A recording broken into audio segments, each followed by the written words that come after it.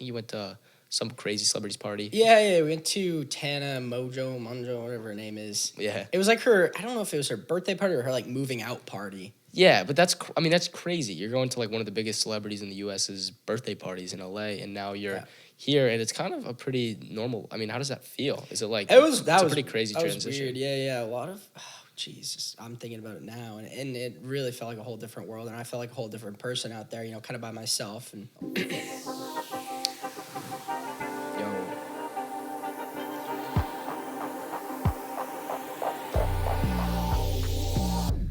there we go. Welcome back to episode number 4 of the Daily Traders podcast. It is good to be back. It's good to be back. I'm your host, Mark. This is my co-host, Jack. Jack, Daily Trader. You could kick this one off with how viral we're going on TikTok right now. Yeah, no, this podcast here. Let me adjust my mic real quick. This podcast is going absolutely crazy on TikTok, and it's unreal because this is episode number 4. Right as of now, I think only 1 and 2 are up. And I think we've done something like 3 million views on TikTok. What is it? Like almost 4 million views on TikTok. It's a lot. And just 2 episodes. I knew this start. I expected this, okay? Yeah. I knew this was going to do well. Okay. All right? Because we have the chemistry and we got good stuff to talk about. Yeah. But I didn't know it would do this well, this fast. Yeah, no, that was every time I go back, I'm like, oh my gosh, there's another video with 1 million views. That's crazy. Because it's it's such a short. I've never seen any account blow up this fast. 2 weeks. Oh my gosh, 2 weeks, and it's not like it had any type of like preface. It was like we just put it out there, threw it out there, see how it did or was gonna do, and it did awesome. So yeah, I'm super excited to kind of keep this going. I'm not gonna lie. I was telling you before the show, I'm like actually a little nervous for this episode. There was no nerves episode 1 because I was like, screw it, I'll just go out there. But now I'm like, shoot, millions of people are seeing this, so now I gotta like. That's so true. Yeah, it's crazy. You're not used to that spotlight. I've had the spotlight for a while. Whose video is playing in the back? Oh my God. Assistant. I see. I'm used to the views and whatnot just because of the main TikTok account. Yeah, but totally. like for you, this is different. This is something new. How do you feel about this new fame, if you will? You think people are gonna start seeing you out on the streets? Yo, there's the Weekly Trader. Maybe, I don't know. I mean, I've definitely had like at least 10 friends hit me up on Snapchat like, yo, I saw your podcast. I love it. And what's great is that they're all like, whoa, it's super, like it's actually super good. You know what I mean? It's that's awesome. So it's good. It's it's cool to know that like we're putting good content out there that your friends are enjoying. Yeah, and it's so I'm a big fan of it. Everyone that I know that's close to me, friends, family, they've watched it and they said, wow, it's actually a really good podcast, and they actually enjoy listening to it and watching it, which is awesome. Which is crazy. Yeah, I know. I love it. All right, we got to put this in here. A little legal disclaimer. We are not financial advisors. We cannot give financial advice. Everything that is said in this podcast is purely based off our experience. We're just sharing our stories, and it should not be taken as financial advice. Okay? Pretty straightforward. Full disclaimer in the description below. I'm feeling good today. I got some sleep. I'm feeling well rested. It was like the first 2 episodes I was sick. Last episode I was doing all right. I got some sleep. Yeah. I'm feeling good. Sleep's so important. It is. And this winter, filming the YouTube videos, if you guys didn't know, we film like 1 YouTube episode a week, which follows my life as a full-time day trader. And we had some mornings where, my filmmaker and I, we would come in here at 7 o'clock in the morning. It was snowing out. It was gross. It was just miserable, dark, seasonal depression type of winter. Yeah. And I was just half awake, hardly alive filming. Yeah. Hadn't got any sleep. I was having trouble sleeping this winter. Caffeine? And yeah, that definitely led to my caffeine addiction. No, I've been addicted to caffeine for a while. Yeah. But hey, it's nice. It's summer. It's warm out. Yeah. And I'm feeling good. Yeah. Got too. the new apartment. Actually, this is really funny. You want me to talk about this because This is unreal. I've never heard of someone paying $1,000 a month for parking. That is as much as like some people's rent. You're paying $1,000. I am. So yeah. I only had 1 indoor garage space, right? And I have the G-Wagon, and I still have the McLaren, and people thought I sold that, but it was just off at the shop getting fixed. Yeah. That was a nice, like, almost $10,000 bill. Nice. Because McLarens are apparently very expensive to own. Service. Anyway, I talked to our neighbors. I'm like, hey, I'll pay you $1,000 a month to take your garage spot, like, so I can have 2 spots indoor. Yeah. And yeah, they went for it. I mean, who wouldn't? It's very true. It's pretty funny. Like, holy cow, this kid's an idiot. He's paying $1,000. They probably to would have one garage space to indoor. one garage. They probably would have taken it for like $200, but no, you highballing. I had to give them an offer they couldn't resist. You highballed yourself, which is pretty unreal and unheard of. It's Yeah. pretty funny. It reminds me of, I remember I was watching like one of those car shows, and the guy goes, he goes, oh, I'll give you, you know, it's like a motorcycle. He goes, oh, I'll give you like 5,000 for it. And the guy goes, the lowest I can take is 2,000. He's like, my lowest my dad said I could take is 2,000. He's like, oh, 2,000 then. I kind of did that to myself. Yeah. You never give the price. You always hear what someone else is gonna say. Yeah, but like you always want. Like we were talking about this with this Yeah. deal we're working on. I'm like, we're not saying like, hey, we'll do this for X amount. Yeah. We're gonna ask them like, how much would you pay us to do this? I mean, and see what they in our say. heads, we have a certain amount We we're have gonna a- we take, have a but we're not number. gonna go through that because what if they bid higher? But Yeah. If we're like, yo, we'll do this for 2,000, and they're like, oh my god, 2,000. We were about to say 10,000. yeah, exactly. So That's in general in life. Never give someone the price. yeah, but you totally did not follow that rule and just threw out $1,000. But hey, it's worth it because now I have the McLaren that I can drive on a daily basis and that I can film on a daily basis for content. And it's not just like a once a month thing because the McLaren has just been sitting in the garage and I film it literally every 3 weeks. Yeah. Speaking of how is it run better with the service? Oh yeah, so I got like what'd you get done I with? drove the tires down to nothing, like to the wires. I saw that. That was It had insane. its like 15,000 mile or something like that. The servicing, which was 2,500. It was like 3K for the tires. Got some other stuff done. Oh, I had to fix the short circuited dash because Yep. I spilled my drink. That makes sense.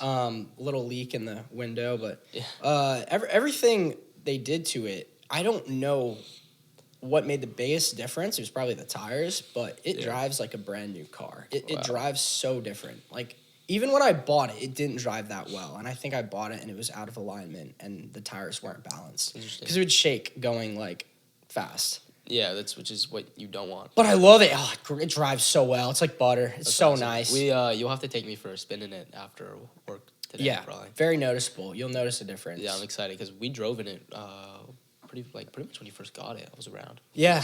That was really fun. I was just talking about like what my next car is going to be, and it's like I'm going to drive this for a while. Like the McLaren isn't going anywhere anytime soon because I enjoy it. It's a fun car. I got to get my use out of it.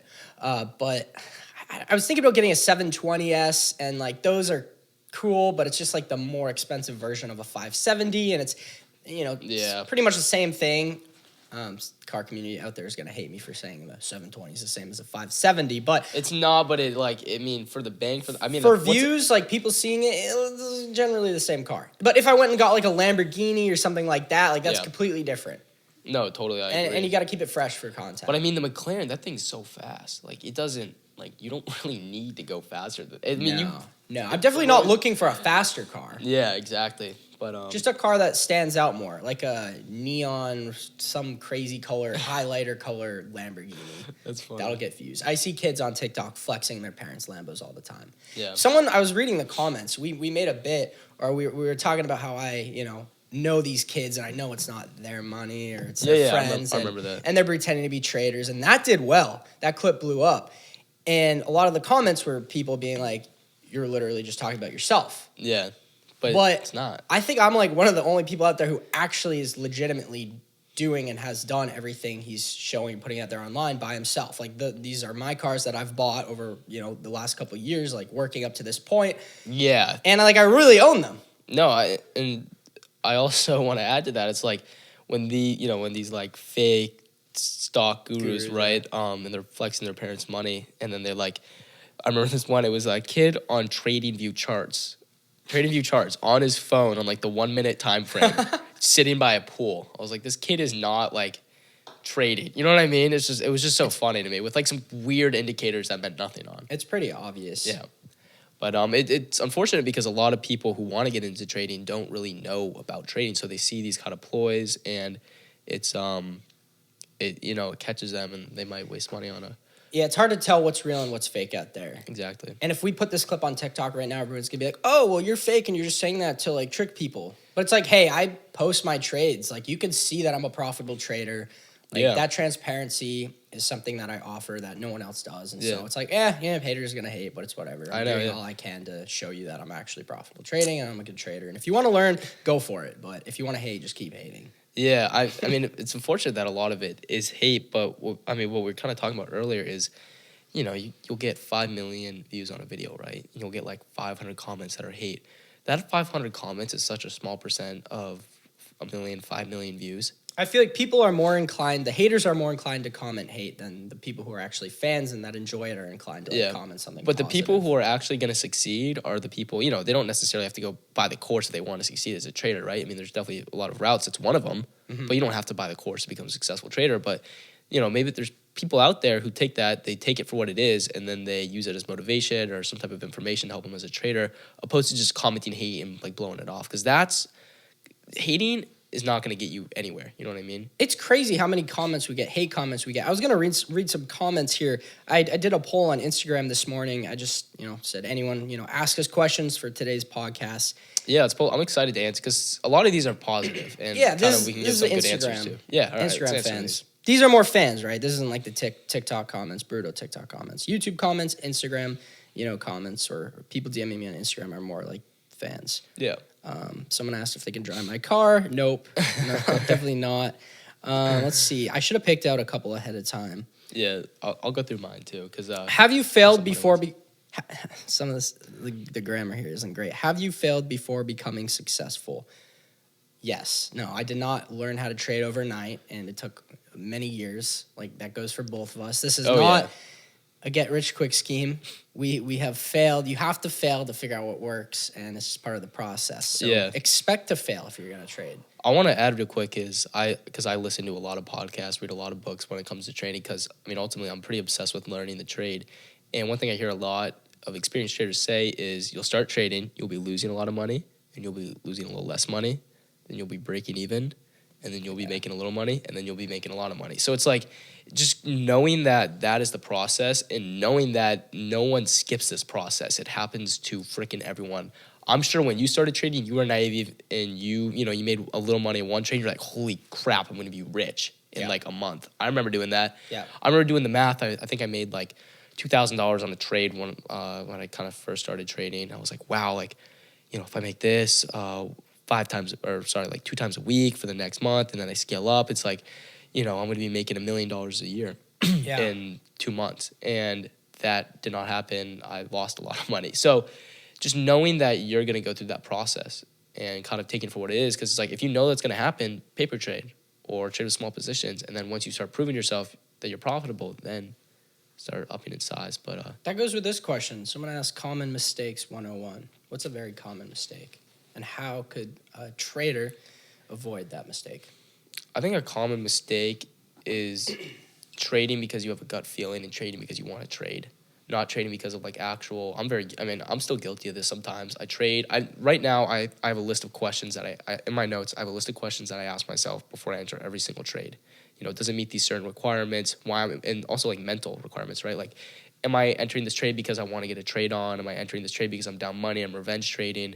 So I think a common mistake is not finding quality trades that you're capable of finding, right? Like, how to use certain indicators, how to read a stock, you've watched the videos, and you're entering a trade for no actual rhyme or reason. So really paying attention to why you're taking positions.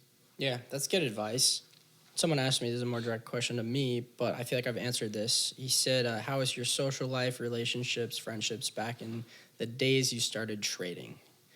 Very, very minimal, just because that was my full focus, trading. Yeah. But I think you could talk about this a bit, because you were trading in college. You were a frat. If you didn't know, Jack was a frat boy. Yeah, I was in a frat, and I definitely had a lot of fun in college. But probably the two most opposite, kind of nerdy stock trader to full on frat kid. That's why it's really funny. And that was me. Yeah, because I don't see you as being in a frat. I was totally in a frat, and a lot of my good friends actually from my frat have hit me up saying, "Yo, I saw your podcast. It's fire." And a lot of them are into it. Like, "Hey, watch the episode. It's super good. Keep going, really man. Cool. Super motivating." So yeah, I love all those guys, but I definitely went through some crazy stuff to get in that frat, and I wish I could talk about it, but definitely can't on the podcast. Understandable. But yeah, it was just it kind of goes to show that you can really it doesn't matter who you are. You know what I mean? You can, if you're into trading and you have, motivation to be successful, you can do it. It just, you just got to put the time in and find time when you can do it. I mean, I was so busy in college, and it really took me a while to grow. Granted, I had experience before going to college, but, I made it work. You managed that balance between that frat life and the school and then trading. Yeah. I mean, I would think that would be pretty difficult. Yeah, well, actually, you want to know something really funny is we had an alumni week. And so pretty much alumni from the frat came down. And a lot of the guys, I made some really good connections. I have connections with guys who have parents who own hedge funds in New York. So it's like I have their numbers. I can hit them up, ask stock. One of my good buddies, his dad lives in the Hamptons, and he trades on Wall Street. Dang. So I got to talk to him. So it's like, it's everywhere. You just got to be open to asking. Like, I'm sure when you were in LA, you made some great connections. Yeah, and it's the connections thing. And we talked about this last week. Yeah, I moved to LA, and part of that was just because I had that dream, that Hollywood dream. And I always, since I was younger, wanted to move to LA. So the second I could financially, I left. I moved to LA. I got an apartment, by myself. And, geez, that was like another world out there. Crazy experiences, great connections. I lived in a mansion in Beverly Hills for like a month and a half, 2 months. I mean, you pretty much lived like the classic millennial social media dream. Everyone wants that. A lot of people want that. Yeah, like, I'm going to move to LA. Yeah. A lot of kids, yeah, younger people our age, dream of living that kind of movie star lifestyle. Yeah, driving sports cars. I remember I had my R8 out in LA. My buddy had an R8. We would take our cars to Saddle Ranch, which is like this restaurant where all the celebrities go, and that's crazy. everyone goes to try to see like famous people. We would pull up to Saddle Ranch. They would like park our cars up front. Yeah, everyone would see us get out. We made a big scene, and that was fun. Like just crazy experiences. I was living with a couple of kids who had very large followings on social media. Yeah, and it was very, very, very, very, very good experience. But I, at the end of the day, decided that like that lifestyle, very fast paced lifestyle, a lot of fake people. It just wasn't for me. I didn't feel like I could be myself, or if anything, I feel like I was being like taken away from my true self, trying to fit in with these other kids and live this lifestyle. But I'm glad I did it because now I got that out of my system. That's interesting because my next follow-up question was, as you were talking about the lifestyle in LA, that is such a crazy lifestyle. And people get lost and caught up in it and end up I was going to say, because now, living where we are now, it's a pretty, besides from the way you behave on TikTok, but that's from more of a marketing standpoint, it's a pretty humble lifestyle. You grind, you work out, you go to the office. It's not like you're pulling up to these famous restaurants and super, you still have the McLaren, but it's not like, there's people out there looking for celebrities and you're hanging out with all these famous people all the time. You're not, didn't you go to I think you went to some crazy celebrities party? Yeah, we went to Tana Monjo, whatever her name is. Yeah. It was like I don't know if it was her birthday party or her moving out party. Yeah, but that's crazy. You're going to one of the biggest celebrities in the U.S.'s birthday parties in LA, and now you're here, and it's kind of a pretty normal. How does that feel? Is it it's a pretty crazy transition? Was weird. Yeah. A lot of, Jesus, I'm thinking about it now, and it really felt like a whole different world, and I felt like a whole different person out there, kind of by myself, and met these kids, moved in with them.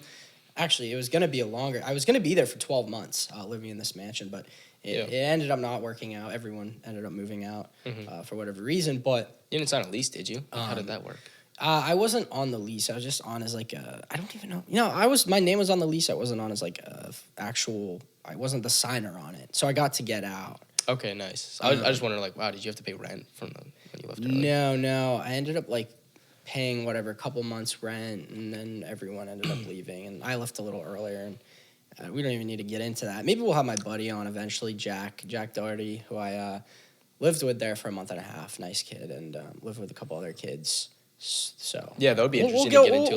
We'll see if I can get Jack on. I don't think he'll want to talk about that, but he's got some really good stories, and it was fun. We had a good time. It was great, and he's a good connection, and I've got connections with other people out there, and all the TikTokers and whatnot. I can, if I want to go out to LA, I can get back in that crowd. Not that I think we should go out sometime. Kind of do it would be fun. Yeah. It would be fun. Yeah.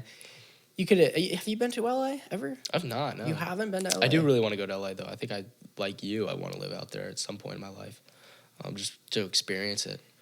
But yeah, got any more questions on the Instagram poll? There was a good one. I got one.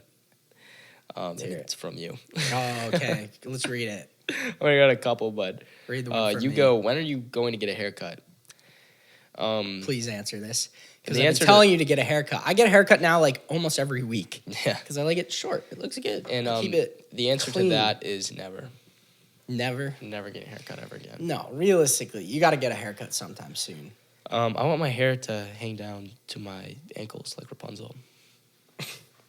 Okay. I think it would be cool. You're going to get kicked off as the co-host. That is not going to happen. I'm not going to let that happen. I don't know. Maybe. I actually do know a guy who gets a haircut every week. Yeah, no, every Monday. A lot of people do.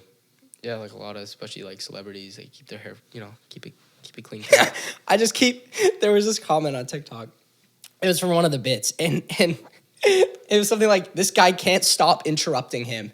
Oh, yeah, I saw It was that. so funny. Yeah, I saw that. I was like, damn, he really. So I was like coming up with, I was coming up with like comebacks, like what to say with like if you do it again, which is funny. Because I wouldn't let you talk. It was the one with, what was it? Oh, it was about what was it about? It was so funny. Why did I remember this? The dropout. It was the dropout thing. The high school dropout one, yeah. Yeah. And I was like, you want to hear something funny? And you're like, whoa. I was like, you want to hear something funny? You're like, I was like, wow. Which is funny. I want to talk about this trading story. I know the trading stories have been doing well. Yeah, they're interesting. As clips. Yeah. But you need a good hook. So we got to set a good hook here. All right. Yeah, all right. Clip this. Ready? I want to hear an interesting story from you. All right. This is how I lost 10 grand in like 5 minutes. Nice. All right. So we were driving around. I was in Myrtle Beach, right? We were there for like a month and a half. Took the McLaren out there. Yeah. And I was driving around. We were filming, making a video of this live trade that I had taken over inside the mentorship group. I was up 30 grand. I'm like, oh my God, I need to close this position. We were trying to find somewhere to pull over on the side of the road so we could film closing it. Yeah. Literally, finally found a spot to pull over, look at my portfolio. I was up 30 grand. Now I'm back down to 20 grand, up 20 grand. Still great trade, right? Yeah. Set up the camera. Oh no, I'm down 18K, bounce back up to 20K, 22K, finally locked that in, 22K profit. But I ended up losing 8K just for the sake of making this video on YouTube. That's pretty funny. That was it. That video cost me $8,000. It was an $8,000 mistake. Nice. But if I was just by myself driving around, I would have just closed that. So wait. But we need to get that for the video. We need to get the exit. So if you're with your editor ever again, and you're up 30 videographer ever again, and you're up 30 grand, are you just gonna close it right there? Or you're still gonna find a spot? Fully transparent. I needed the screen recording of me going in TOS and closing the trade. You couldn't like just video you in the car doing it? I was driving around. That's dangerous. Yeah, right. Driving around in the McLaren. Yeah. No, that would have been a bad idea. That's funny. Well, you were talking about a trading story earlier. I have a pretty funny one. I actually brought it up on Father's Day. I made like $2 grand in 10 seconds while on the phone with my dad, just trading stocks in my dorm room in college. And I was just f***ing around, right? My dad calls me, and he's like, yo, like, what's up? He's like, hey, how you been? And I'm talking. I'm like, all of a sudden, I see this super good trade setup I've been waiting for all day long. And it's on SPY. I buy puts. I buy like 5 or 6 grand of put options that expire that day that are right out like one tick down outside the money. And it just dumps right there in like 10 seconds right before close. And I just knifed the trade like a minute before market close. Dang. I took profits in like this like 15-second span while on the phone with my dad. And he's like saying something like, yep. And I'm like messing around with my computer, like super like stressed. I'm like, all right, like trying to like figure out when I'm going to take this profit. I'm like seeing the P&L just shoot up. I'm like, oh, this is awesome. And then I finish it. And then he's like, yeah, so like, what do you think? And I'm like, you got to repeat like what you just said in the past minute, because I was not paying attention. I love that. But I didn't tell him I was trading. I was like, yeah, like I don't know. So I was doing something on my computer. You have a good Father's Day? Do anything fun? Yeah, I just went out to dinner. Nice. And then I got a nice dinner with my dad. I played some golf. Oh, you did? Yeah, went nice. golfing. That's pretty. How'd you hit him? We're gonna rematch. Yeah, we'll see. Oh, if you guys didn't see, when's that video coming up? It'll be out. That's a good video. Yeah. So we played a round of golf. All right, for $10,000. Winner gets $10,000. I'm not gonna say who won. I can't say anything else. You got to go watch it. All right, this is part of the one episode a week. It was quite the battle. It's on the YouTube channel. If you're listening on Spotify, wherever you're listening, go to the YouTube channel, The Daily Traders. Watch that video because it was great. That was a crazy video. I was actually really stressed out playing golf for 10 grand. Yeah. Whiffing a ball. Me too. When 10 grand's on the line is a pretty crazy feeling. And it was crazy because there was a leader, and then all of a sudden it started to close. And It was the close. end was so close. It was unreal. Yeah, we came down to like a couple. It was like a stroke, I think. Yeah, no, it was like 2 or 3. It came down to like one putt, I think, at the end. It was like if someone made that one putt, it would have.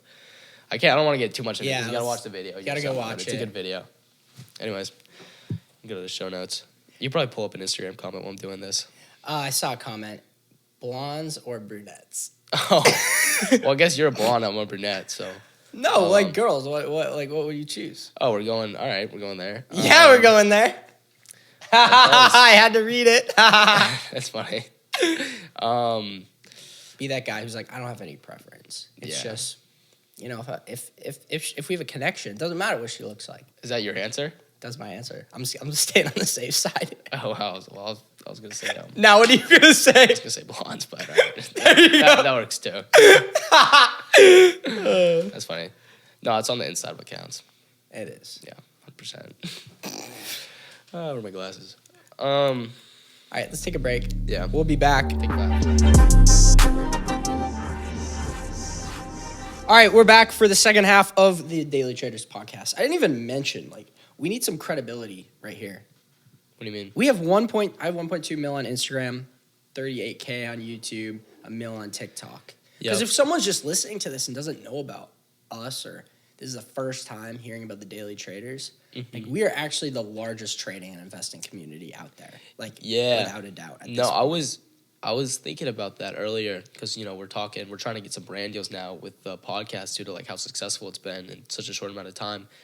And I'm like, wow, like really what other trading group is there? Because, you know, you have individual traders like Ricky is a big one, Graham Stephan's another big one, but there's no like groups that are big all together and have multiple platforms like we do it. I think there are groups of like trading coaches, but just their marketing isn't there, and so you don't know about them. It's just very clear that we're all like one cohesive group, which is really cool and fun. It's super fun to be a part of, honestly. And I like working because like once people join like the mentorship, it's like they work closely to us. It's like I enjoy going into the Discord chat and like talking to all the people in the chat fun. and seeing like I love it when like a student posts their profits that are more than the actual course because I'm like, you made your money, like look at you go, like that's dope. Yeah, me. It's like people are actually motivated and, you know, made the best out of a situation. Seeing other people making money around you, that's something I wish I had when I started trading. And I think that's also what jumpstarts people's like learning curve and gets them ahead, like maybe even like a half a year, just like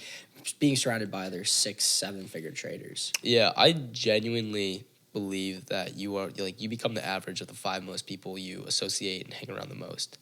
Whether it's, you know, your mom, your dad, that's why people are so much like their parents, right? It's because you're around them all the time. Likewise, you know, if you're obsessed with some type of person on social media, whether it be YouTube, TikTok, Instagram, Discord, you kind of become like them. And if you're surrounded by a group of traders, it creates this like mastermind. I read a book called Think and Grow Rich, which is one of my favorite books I read. And pretty much one of the main things it harped on, like one of the main, because when I like to read, I like to gain like these little gold nuggets, right, of valuable information that I can pull away. And one of the main things of that entire book was like surround yourself with people who are going to push you forward. And because this is actually super interesting. I can't believe I'm forgetting the name of the author, but pretty much what he did, the book was written in the 1930s, I believe.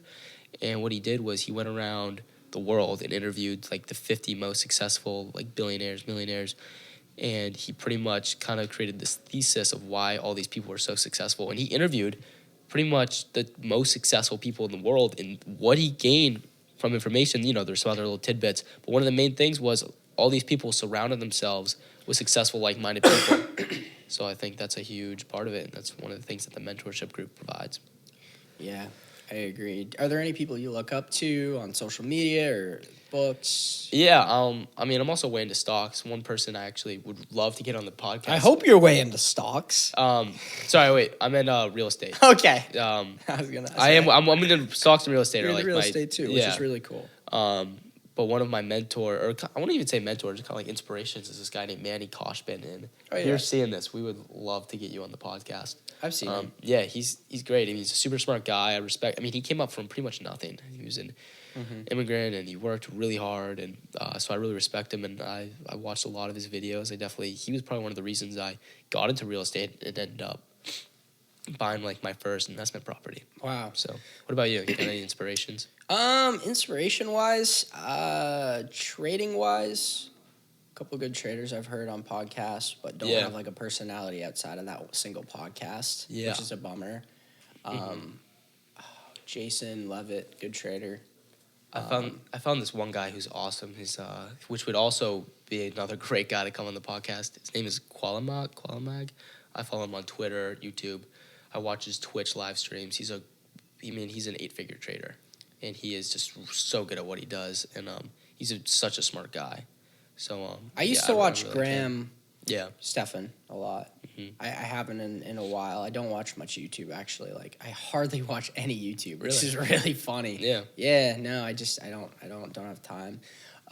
But he actually reacted to the day in the life video. Yeah, I saw that. I remember seeing. I was going through YouTube. This is before I joined the whole, entity of the Daily Traders, and I see him reacting to your day in the life video. I was like, shoot, that's kind of cool. Like, crazy. He's like one of the biggest people in the trading community. Finance. Yeah, I would say finance. Yeah, and we filmed the day in the life when I was living in LA, it was filmed about a year ago, which is crazy. And he reacted to it this fall, reacted to that video. And he's got a podcast, which, hopefully will maybe both of us or myself, we could go on eventually, the Iced Coffee Hour. And we can maybe even have him on, that'd be really cool. Yeah. He's definitely someone I've looked up to. Oh, yeah. And used to watch. This podcast, guys, is something we really plan to grow.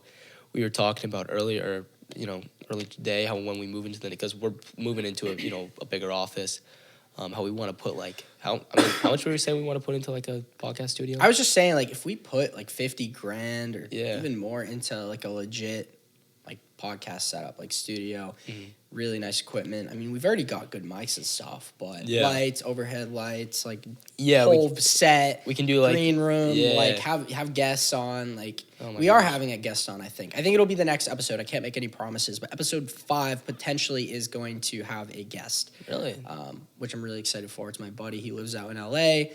I've known him for like a year, and really interesting guy. Nice. He makes a lot of money, and he's young.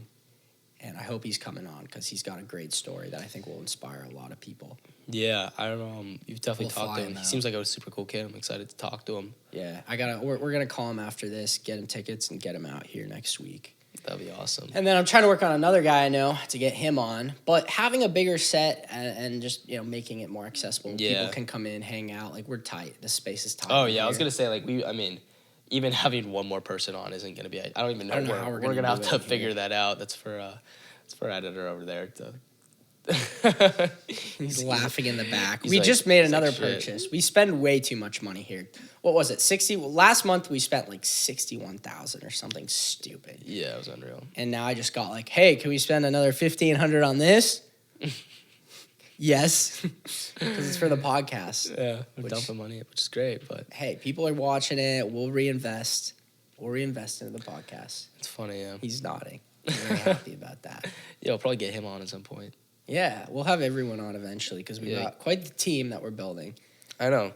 It's definitely like this little team is it's cool what we have going on, but I mean in the future, we'll probably have a team of 20 people pretty soon, which will be crazy to think about because where we are now, it's like the growth of this company has been so crazy even in the last month. This is a different subject, or I guess kind of going back to like you're talking about books and like obviously I don't read much, but I actually did read this one book and it was The Dip by Seth Godin. I think Godin, that's how you say his last name. Yeah. It was called The Dip, and the one takeaway from that, the most important thing I took away, which actually like I guess in a way got me to where I am right now was before trading, I've done a lot of stuff, but my big focus for a while there was on drop shipping. Yeah, I remember. We should talk about that. We've talked about this. We should talk about like the past. We talked about this like a couple episodes ago, and I was talking about drop shipping. I was talking about a couple other things I did, and I was like fully devoted into becoming like a drop shipper and like making this work, and was spending thousands of dollars a day on ads and. Yeah. And it just didn't work out, okay? And I feel you. Biggest thing was I was I was on the line of being, one day I would make like $20, spending like $1,000. Next day I'd lose like $100, and it was just like not profitable. Couldn't figure it out. Yeah. Maybe it was the product, maybe it was the ads, maybe it was the creatives I was running, something, whatever it was, it just didn't work. Mm-hmm. And the biggest thing from that book was he said that like the greatest thing you could do is just to quit. Like that's like the most valuable thing you could do. You're gonna have to elaborate because that sounds like the and he showed there was like this graph in the book, and it showed like, okay, someone starts here and they go like there's ups and downs, and he kind of broke it down into like this is like a learning curve, or this is someone's like progression in whatever it is they're doing throughout life. And I'm trying to remember because this was years ago, and it was like, okay, you're here, and quitting what you're currently doing that's not working, by just doing that will put you on this other path. And what happened was I quit drop shipping, which put me on the path of trading, which then got me to here. Like, yeah, that is the idea of like, I was doing all right, kind of up and down. And then it started just not working. And like, I would have been stuck in that. And I think it would have been hard to dig out of that hole. But by quitting, all of a sudden I learned how to trade. Yeah, and I mean, how old were you when you were doing that? I don't even remember. Yeah, I mean, but you were young, which was the point, and I mean, that's an advantage of starting young is you're able to quit and kind of move around. But I want to say though, like if you're working on something right now, like I know, and like with me, I hate quitting, and like I'm so like I won't give up until I like figure it out, make it work, whatever it is. Like I'm so devoted to like finding success in what it is that I'm doing, but at a certain point, you gotta just quit if it's not working. Yeah, you gotta know when you gotta know when you've lost. And I need to reread that.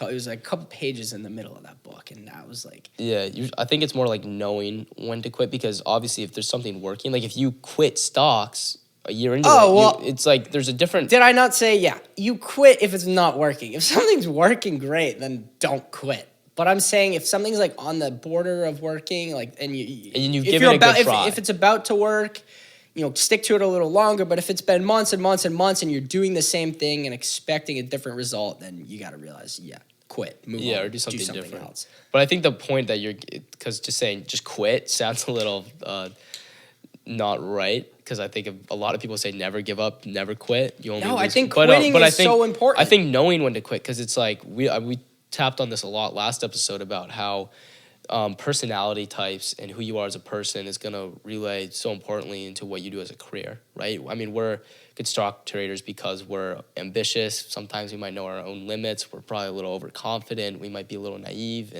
but we're motivated. So that's what, those are the good personal attributes that makes up a good stock trader. But so kind of knowing who you are, in order to find out who you are and what industry is going to suit you best, you have to try a bunch of different shit. You know what I mean? You have to do dropshipping. You have to do affiliate marketing. You have to try real estate. You have to try. Which I did affiliate marketing too. I did affiliate marketing for a long time. I went as far. I had a website designer. I had my own website. You could probably still go find it. And then I had a blog. I was writing articles. I was running Facebook ads, and I made like $100. Really? For months and months, and it was probably like 5 months of work I put into that. I just actually, no, it was a pretty long time ago, but I remember like getting the email. It was probably about a year ago. I got the email. It was like, hey, your website, you need to keep paying for the domain. I was like, you still have it? I just completely forgot about it. Yeah, because I think about I don't even know. But anyways, I gave up and I found stocks, and now it worked out for me. But I tried and I gave it a really good attempt. What let you know that? Like, when did you realize like, all right, this isn't going to work. I need to quit and I need to move on and try something else? I think it was one day I was in my room and I was using ClickBank, and I go on to like the P&L monthly thing, and I saw like two little spikes for like $40. I was like, I just put I have a freaking website. It was a good website. I was running good ads, good ad sets. I watched every video and it just wasn't working. I was like, if I'm going to put this much, it just didn't make sense. I was like, I hated it too. The whole time I was doing it, I was like, this sucks. And I had to force myself to do it. And that was kind of a sign that industry wasn't meant for me. But did you learn something? Oh my gosh. There's always a valuable takeaway from every experience. And I learned so much with drop shipping and trying to drop ship, creating a website, running the ads, Facebook ads and You all probably that. learned a lot about marketing. I took so many Facebook ads courses. You know? Yep. Yeah, oh yeah. I did a lot of those too. Yeah. Those. And I do think the marketing experience that I got through that has now obviously helped create what I have created today. Oh, yeah, I bet. I think probably my biggest takeaway from affiliate marketing was, there's so many, it was kind of learning. I learned how to learn, if that makes sense. Like I learned because there's so much information out there, and with good information comes bad information, right? Mm-hmm. And there's so much stuff. So learning how to like actually delegate, because there's infinite hours on YouTube that you could watch about trading, infinite hours on YouTube that you could learn about affiliate marketing, drop shipping, whatnot, any side hustle, you name it. But it's learning what videos are actually gonna give you the most productivity for your time, right? So it's like I'm able to find those videos and find those articles and choose what books and podcasts I listen to make my every minute I put into trading means so much more in the long run. And for me, I think with the drop shipping was like finding someone that I could relate with online who, I believed in, and like obviously didn't know if they were legit or not, but you got to take that leap. And I tried a couple people out and then found this one kid, and I'm like, yeah, this really like he clicks with like my personality, like the way he teaches, and like I believe that he is successful doing that, because again, there's no way of really knowing, and but I believed in him, and that actually, I remember taking his course did like exponentially help me. It helped me go from being very like in the negative with ad spend, like spending way too much, hardly getting one sale, spending $300 and getting one sale for $100 to very close to break even, and I think the biggest downfall there was the product that I was trying to sell. Yeah. But finding someone the same thing for stocks. Maybe someone's watching this. Maybe they like me. They relate to me in one way or another. But maybe not. Maybe they like Ricky Gutierrez, or there's like other options out there. So you have to go explore, see what's available, and it's just about like you just go for it, try it. There's nothing, you got nothing to lose, right? Yeah, if you spend money, whatever, like it's money spent to learn. Like never think of it as like a loss. If you buy a course and it doesn't work, hey, you learn something that doesn't work. Now go find something that does, or you slowly check off like what works and what doesn't. It's like even when you lose on a trade, don't view it as a losing trade. It's only a losing trade if you say, oh, screw that, and you move on, you don't even think about it. You don't learn from it. If you lost money, think, okay, why did I lose money, and reflect and think about how you can change and become a better trader. I actually, kind of going back to what we were just talking about, I heard a quote that I really liked, and I think it's often a cliche that says, you can be great. I'm sure my mom has said this to me. Is like, you can be great at whatever you put your mind to. I'm sure everyone's heard that. But I think that's kind of not true in a sense that you can be. I think you should strive to be the best at what you're best at, according to your personality. You know what I mean? Like someone else who is super. Let's say someone has a natural personality. Like the way they act, their personality aligns with a certain trade, a certain hustle, right, is gonna, for every 10 hours of work they put in compared to someone whose personality does not align with that trade, that person's gonna be way further ahead in 1,000 hours than that person is. I was gonna ask, it does. Do you think 1,000 hours is required to become a master at whatever you're doing? Is it 10,000 hours? No. You know that saying where it's like, you spend 10,000 hours and then you will become like the best at what it is you're doing. You'll be in the top 1%. I believe in that. You do? I do. Believe in that? I think it's. Is it 10,000 hours? It is, yeah. 10,000 hours is a freaking. How long is that? How many days is 10,000 hours? Can do some. It's like almost half a year, I think. No, it's a long time. I remember looking it up. I was like, that's insane. But I don't. I listen to this podcast, and this guy who wrote the book. We probably shout it out if I can remember the name. But he talked a lot about how the 10,000 hour rule is kind of like BS, and it's more about the quality. Like I said, it's like if you put, if your personality aligns with your the trade, you're in 3,000 hours, you're going to be way more productive than someone. You might get worth 10,000 hours than someone who doesn't align with.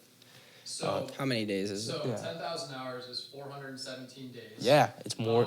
But if you spend 3 hours a day on something, on 3 hours a day to make that 10,000 hours, that's 9 years. 9, so it's really 9 years of grinding something 3 hours a day to become the best. It's pretty unrealistic. No, I don't believe in that at all. I don't either. I do for some things though, like music production. Maybe maybe like music. Much, but some stuff like that is like. Yeah, it's definitely specific. I to don't the think thing. like you don't need 10,000 hours to become a profitable trader. No, like, obviously.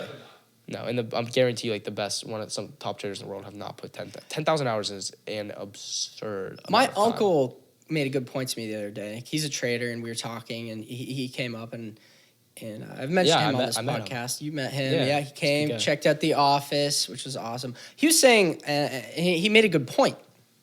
So I was saying, I'm like, oh, I've had a great year so far, and he sees the calls, he's in the group. You know, he said, I've had a good year as well, and I was like, I just need to keep my win rate over 80%. And he's like, you know, some of the best traders in the world have like a 50 or 60% win rate. Yeah.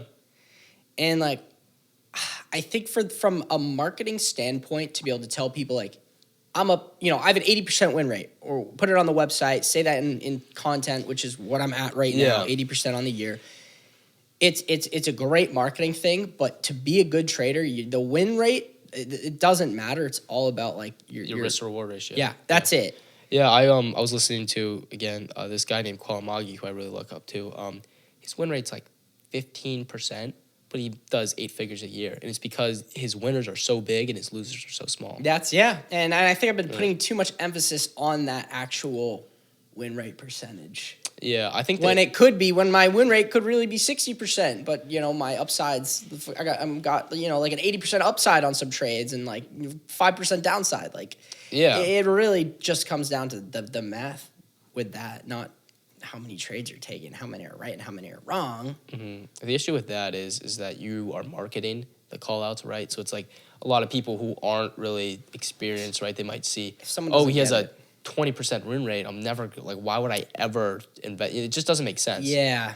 So I think that's why a percentage value is so much more important, which is actually super funny because I hate how we still use points. Oh yeah. There's the monitor in the hallway. Yeah, and I see like SPYs up 10 points. I'm like, okay, what is that, like a percent? I don't know. But like, 3 months ago that 10 points could have been 0.5%. So there's a monitor downstairs, and it has like, instead of it's like the Russell, the NASDAQ, S&P, and it has like points, not percentages. It's just so annoying because it has no context to the actual market. And I think a lot of old people still really, because my dad is like, the Dow's down 100 points. Yeah, my grandfather always asked me like, what was the Dow down or up today? I was going to look at the position that I entered like Monday. It was a holiday yesterday. You can pull up the chart. I mean Friday. Sorry, it was a holiday yesterday on Monday. C Limited ADR. I have no idea what the company is. I have no idea what they do. I just know I like the chart. I like the pattern.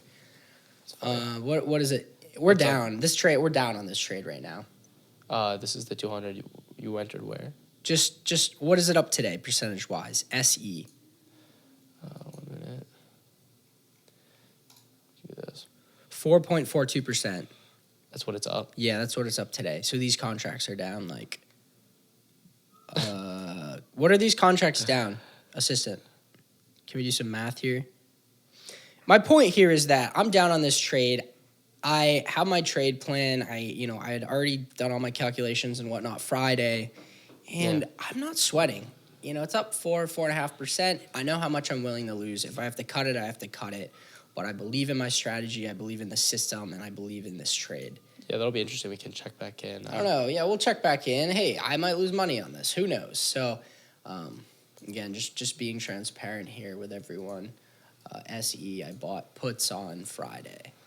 And I think they're down like 15% on the contracts. So 15, 20%. Not terrible. Up 280% year to date with an 80% win rate. So yeah, interesting. We'll see. That'll be interesting. Do you have any trades on right now?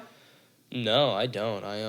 I've kind of been taking a step away from the market right now. I haven't really saw any good trades. I've been taking a few day trades here and there if I see a good setup. But yeah, here's the deal. You got to be really selective right now with your entries. The market's obviously tough.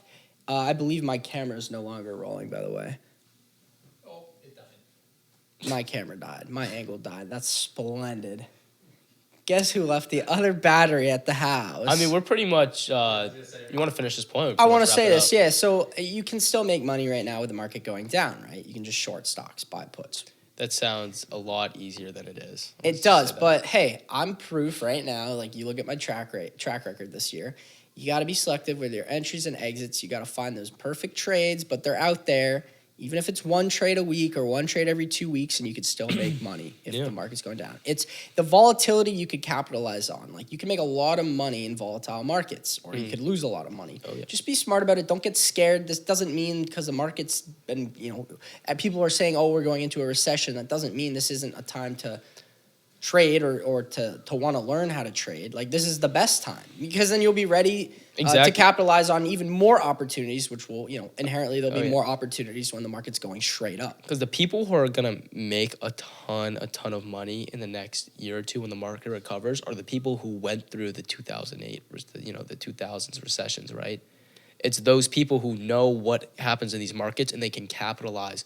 Because this is when you make the most money, right? When you have these huge downturns and then huge pullbacks. Which was like since Corona. I made so much money like the year and a half after like that Corona low. Oh, yeah. And that was easy trading. Oh, my gosh, yeah. Printing money. I know so many people who just made a ton of money just because you couldn't lose. If you were long, you were going to make money. It's that simple. Yeah. But it's like learning how to trade in this time is so valuable, because the next time this happens, you're going to capitalize. And when you're in a bear market, it's going to feel like walking. You know what I mean? Yeah, if you can make money now, you're going to really be able to make money when things are hot. It's almost like threshold trading in a sport, because this is like the toughest market to trade in. Yeah, but don't get scared. No, it's time. There's no perfect time to start. You just got to start sometime. Exactly. And with that said, I'll put the link to the mentorship group, which we've been referring to. It'll be the first link in the description with a discount code. You can go ahead, apply that, and join. And if you want, yeah. That's awesome. So that was a good podcast. Next week, hopefully, my friend coming on. Really, really good guest. We need to fly him out here. He needs to be on the podcast. That'll be super He's got a interesting. crazy story. Yeah, so stay tuned for that. Subscribe to the YouTube channel. Make sure to follow us on Spotify, Apple Music, where the podcast is. We are on Apple. We're on everywhere. Yeah, okay, yeah, everywhere. That's what I thought. And then follow us on Instagram at the Daily Traders and at the Weekly Traders. Shoot us a DM if you want to learn how to trade. Heck yeah. All right. Thanks for listening. All right. We'll see you guys in next week's episode. Peace. Later.